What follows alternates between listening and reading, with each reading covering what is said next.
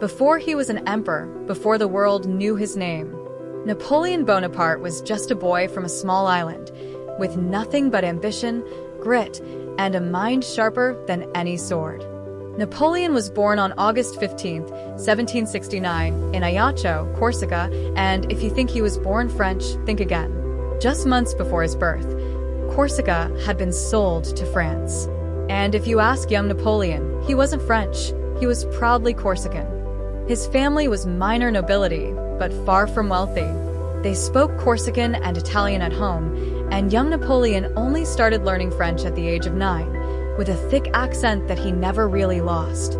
Imagine arriving at a fancy military school in France, standing out because of your language, your clothes, your pride, and yet, despite it all, Napoleon never backed down. By the age of 16, Napoleon became a second lieutenant in the French artillery. But here's the thing, he wasn't just any soldier. Napoleon devoured military strategy, like others devoured novels. He spent hours reading history, studying the campaigns of great generals, Alexander the Great, Julius Caesar, and he dreamed of surpassing them. When the French Revolution tore France apart, it also opened doors for ambitious young officers. Napoleon, ever the opportunist, seized his moment during the Siege of Toulon in 1793. At just 24 years old, he helped capture the city, and within months, he was promoted to brigadier general. Not bad for a kid with an accent the Parisian snobs loved to mock. Napoleon's genius shone brightest on the battlefield.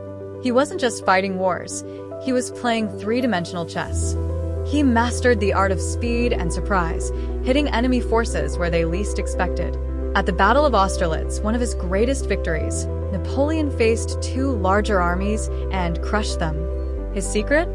Flexibility, adapting plans mid-battle. Concentration, striking hard at key points. Morale, inspiring his troops to fight beyond their limits. To Napoleon, war wasn't just a contest of strength.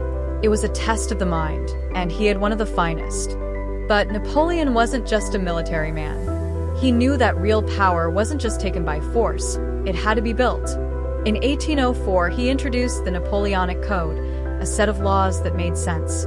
It guaranteed property rights, standardized legal procedures, and most importantly, made the law equal for all men.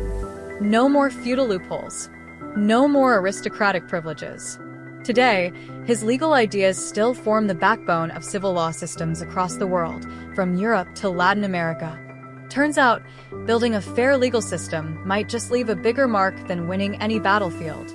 Napoleon wasn't perfect. He was impatient, often ruthless, and his ambitions sometimes blinded him.